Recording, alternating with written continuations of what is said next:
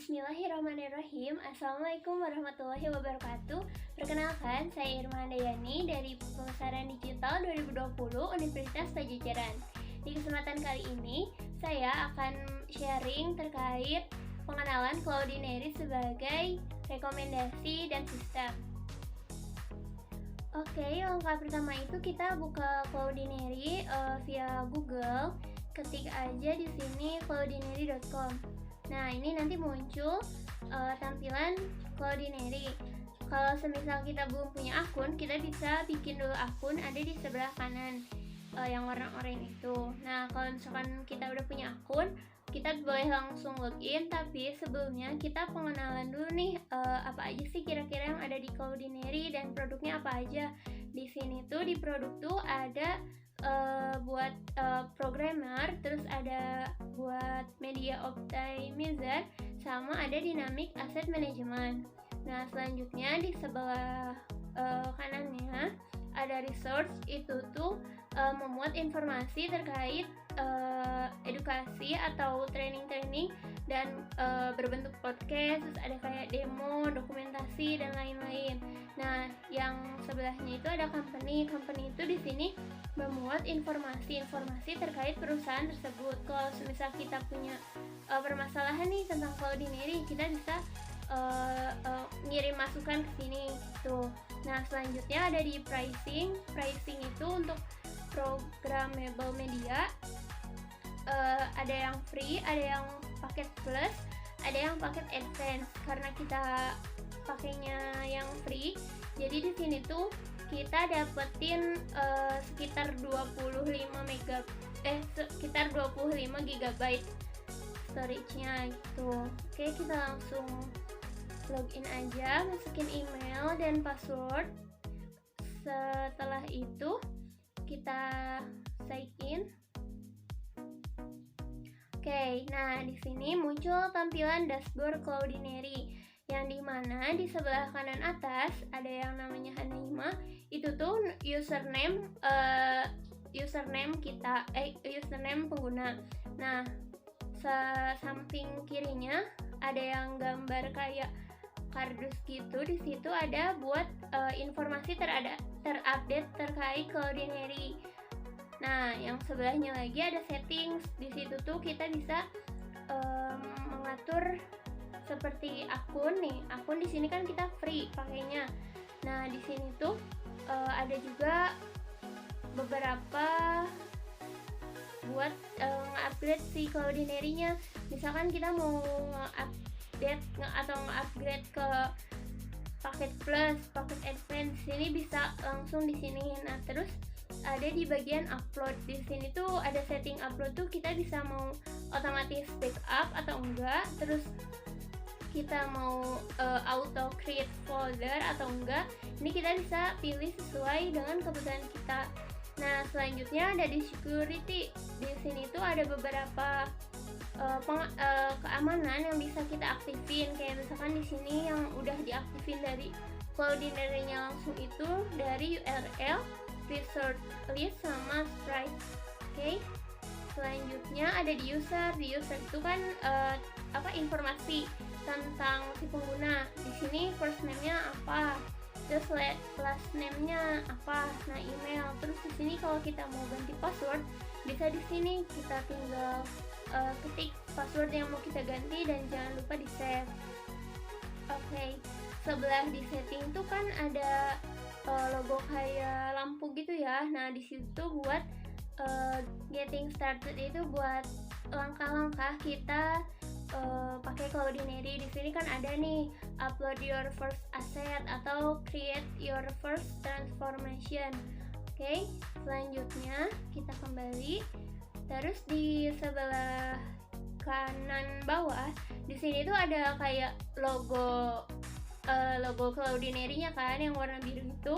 Kalau kita klik itu, di sini nanti bakal muncul informasi-informasi atau pesan dari Cloudinary. Kayak gitu. Nah, oke, kita tutup. Habis itu di sebelah kiri ada akun details. Itu tuh memuat informasi tentang user juga sama. Terus di sini ada APK-nya atau kayak ID lagi gitu. Nah, karena di sini udah dimasukin beberapa aset, jadi di sini tuh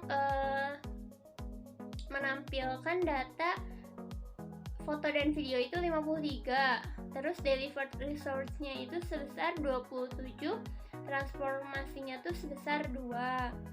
Oke, nah kita scroll ke bawah. Di sini tuh menampilkan data transformasi berupa grafik. Nah, yang sebelahnya juga sama. Kalau yang sebelahnya itu tentang grafik foto dan video. Nah, kalau sebelahnya lagi storage itu tuh penyimpanan yang udah kita pakai sekitar kurang lebih segini. Nah, kalau sebelahnya lagi ada bandwidth. Bandwidthnya juga diaplikasikan atau ditampilkan melalui grafik. Oke, selanjutnya kita ke media library. Ini tuh tempat buat kita nyimpen aset-aset. Di sini udah menampilkan beberapa folder yang dimana foldernya itu punya nama. Contohnya kayak folder semester 1, 2, 3. Kalau misalkan kita mau nambahin folder, kita bisa klik yang sebelah kiri atas gambar folder, terus ada tambah logo plus gitu. Nah, itu kita add folder, kita bikin folder baru, terus kita namainnya dbsc.id. Oke, jadi kalau udah jadi jangan lupa di save. Nah, habis itu foldernya udah jadi nih, tinggal kita masukin asetnya. Kira-kira apa aja sih aset yang mau kita masukin? Oke, kita klik browse. Nah, kita sekarang udah ada di folder dbsc.id. Nah, kita kalau semisal mau upload file, kita bisa klik yang sebelah kanan atas yang warna biru ada tulisan upload. Di situ ada pilihannya upload local file. Nah, di sini kita bisa upload file dari beberapa media. Yang pertama itu dari media desktop atau komputer yang kita pakai. Nah, yang kedua ada dari web address. Jadi kita ngirim link ke situ, nanti secara otomatis sama Cloudinary-nya ke download file itu atau aset itu. Nah, selanjutnya ada Google image search. Itu tuh nyambung sama Google. Kayak misalkan kita nanti mau nyari foto kucing, nah nanti secara langsung kita pilih fotonya, terus nanti kita bisa langsung upload. Nah, yang selanjutnya itu ada Google Drive. Sebelumnya kalau semisal kita belum nyambungin ke Google Drive, nanti di sini ada pilihan buat kita nyambungin ke akun Google Drive-nya kayak gitu. Terus yang selanjutnya itu ada Dropbox. Sama Dropbox juga kita perlu menghubungkan ke Dropbox yang kita punya. Shutterstock sama, iStock sama, Unsplash sama, Instagram juga sama. Nih, sekarang kita bakal cobain konekin ke Instagram. Kita klik yang tulisan connect to Instagram, terus kita pilih akunnya yang mana, terus kita pilih yang allow. Oke, sambil nunggu. Nah, sekarang muncul postingan-postingan yang ada di Instagram, yang ada di akun Instagram yang udah kita pilih. Nah, postingan ini bisa kita upload lagi nih di Cloudinary kayak gitu. Terus selanjutnya Facebook juga sama kayak Instagram. Kalau semisal kita mau menyambungin ke Facebooknya, kita harus nge-login dulu kayak gitu. Oke, sekarang kita coba masukin file atau masukin aset lewat desktop atau komputer kita. Kita klik browse, terus kita pilih nih apa aja yang aset yang bakal kita masukin. Ini coba masukinnya content about use. Oke, kita open, klik. Nah, nanti tuh bakal muncul tampilan upload file kayak gini. Ntar kalau misalkan semuanya udah ke-upload, bisa diklik down.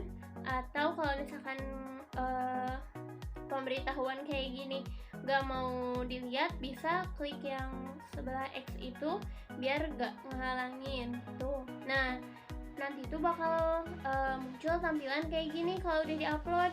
Di sini tuh kita kan karena ngupload di dbsc.id, jadi tampilan asetnya tuh adanya di dbsc.id.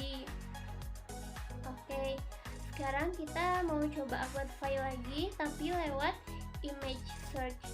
Oke, kita pilihnya Scarlet Whitening Felicia Angelista. Kalau bisa kita nyarinya buat yang ada atau muka Felicianya ya, biar nanti bisa dibuat contoh. Oke, kita pilih yang ini, klik upload.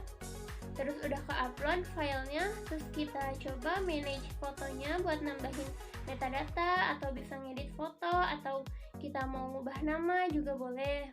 Nah, oke.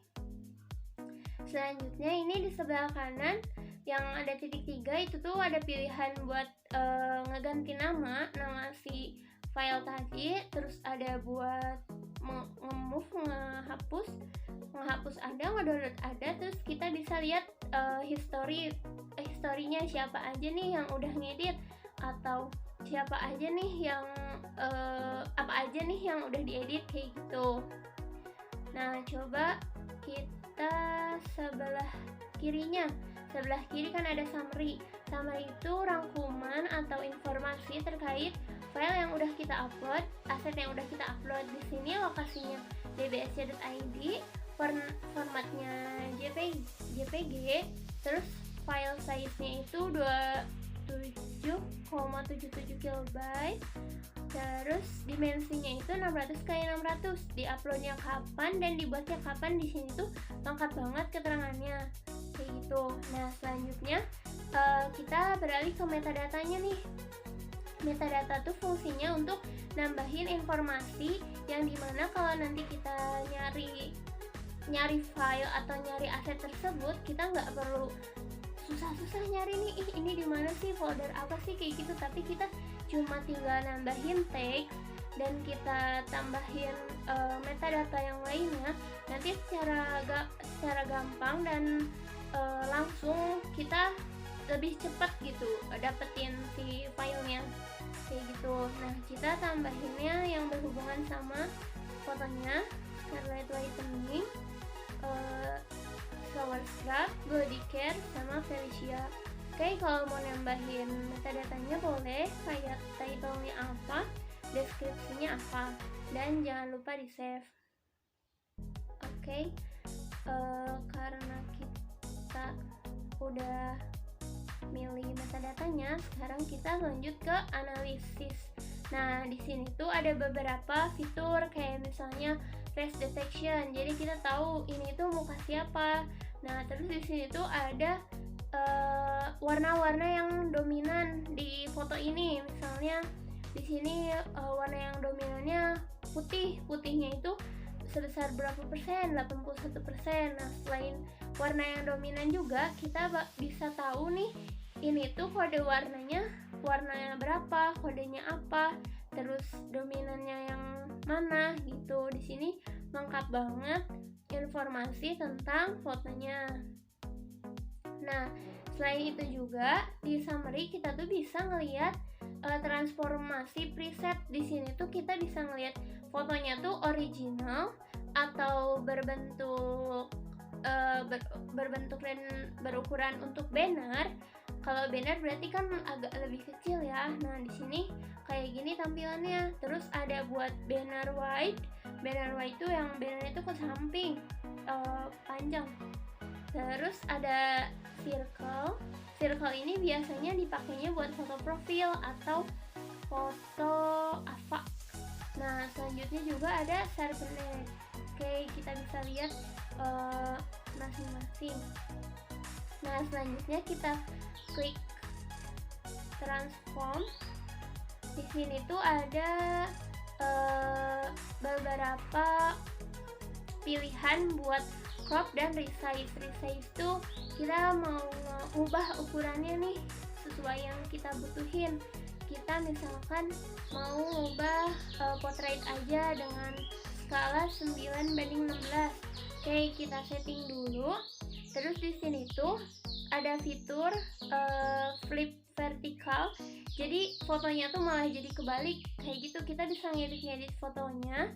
Terus ada flip horizontal. Jadi yang tadi yang ke kanan ini malah ke kiri. Nah, kayak gitu.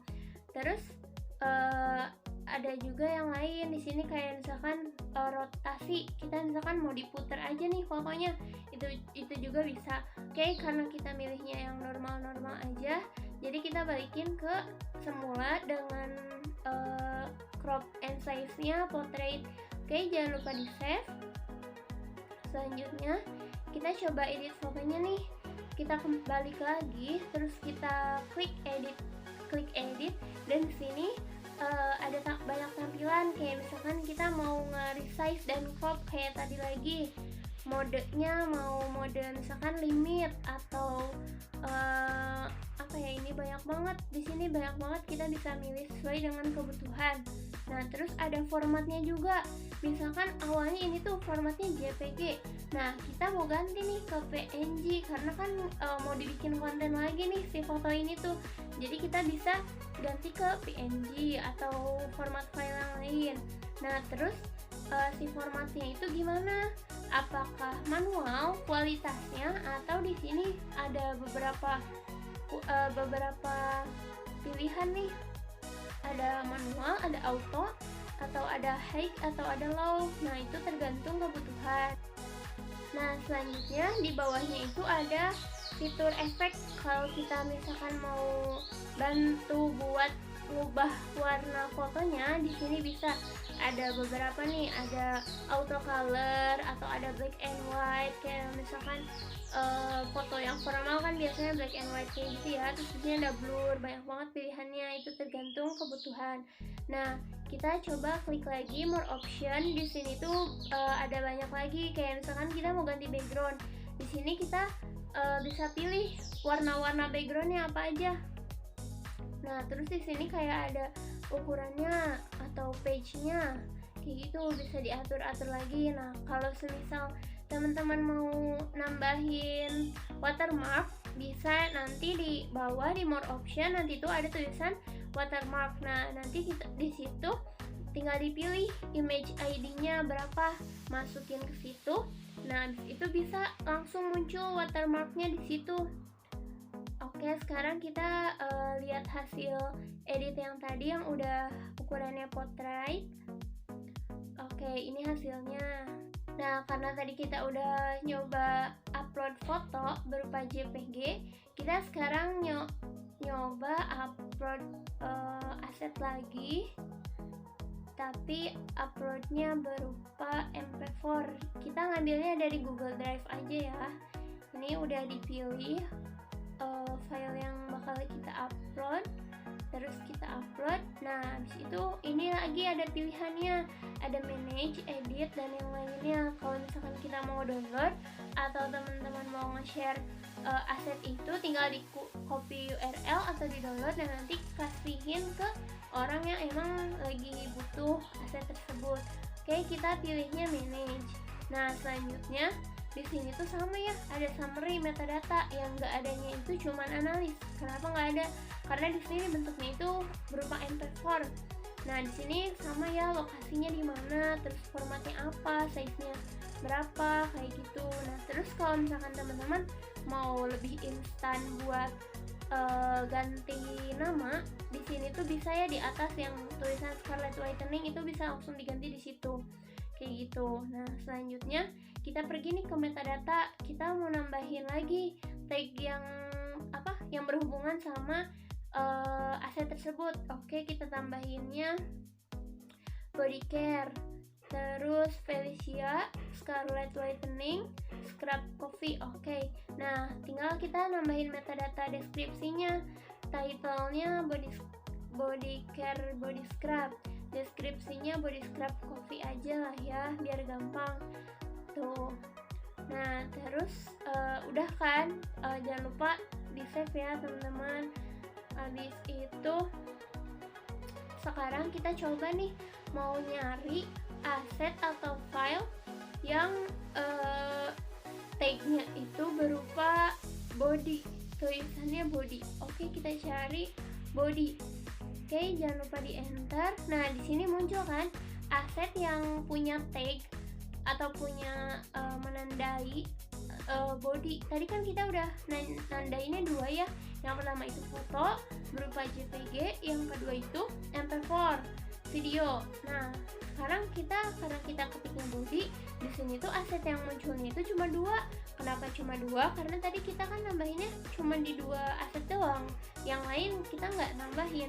Jadi di sini ada tampilan aset yang tagnya itu tulisannya body. Oke. karena tadi kita udah nambahin aset-asetnya, sekarang kita cari tahu apa aja fitur-fitur yang dimiliki Cloudinary. Oke, kita pergi ke transformation.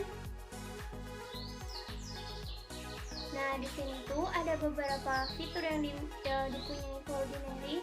Kayak misalnya kita mengubah ukuran foto, terus ada face detection yang tadi ada, terus kayak ada kita mau nge-crop foto. Di sini banyak banget fitur-fitur yang dimiliki sama Cloudinary. Di sini tuh bisa kita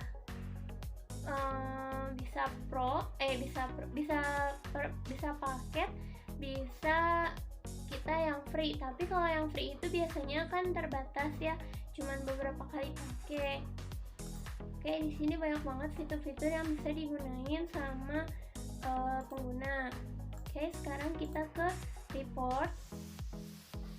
Di sini tuh isinya tentang laporan-laporan digital asset management yang udah kita upload. Oke, di sini agak sedikit loading. Nah, di sini tuh kita bisa nampilin report tentang digital asset karena kita baru beberapa nguploadnya. Jadi di sini masih datanya masih not available. Kayak gitu. Banyak banget di sini laporan yang bisa kita ambil, misalkan kayak page yang paling top, terus banyak banget laporan-laporannya. Nah, di sini kita bisa nge-export laporan itu berupa CSV. Nah, terus di sini kita bisa setting juga durasi atau waktu yang bakal kita download laporannya, mulai dari kapan dan sampai kapan. Di sini kita bisa disetting. Oke, selanjutnya ke add-ons. Add-ons ini pengaplikasian dari fitur-fitur yang ada di transformation. Kayak misalnya tadi itu kan ada buat menghapus background. Nah, di sini tuh kita bisa nambahin beberapa fitur secara free. Nah, di sini tuh kita scroll ke bawah. Di sini kan banyak banget ya fitur-fitur add-on yang bisa kita add, kita bisa tambahkan. Ini contohnya ada penghapus background. Ini sebelah kanan ada contohnya. Nah, sebelah kiri ini ada price listnya. Nah, selanjutnya juga kita boleh scroll ke bawah lagi apa aja fitur yang kita bisa tambahin ke fitur secara gratis. Di sini ada Google Auto Tagging. Nanti secara otomatis Google bakal men-tag men-tag aset-aset yang udah kita upload. Di sini juga ada Google Translation. Kita bisa men-translate dari berbagai bahasa dari aset yang udah kita upload, biasanya berupa video. Oke, kita scroll lagi ke bawah. Di sini banyak banget fitur yang bisa kita add, tapi di sini tuh nggak semuanya bisa diakses sebanyak yang kita mau karena kita milihnya free. Makanya kita cuman bisa mengakses beberapa aja atau beberapa kali aja. Oke, mungkin segitu aja yang bisa saya sampaikan, saya sharing. Mohon maaf bila ada kekurangan atau salah kata. Wassalamualaikum warahmatullahi wabarakatuh. Have a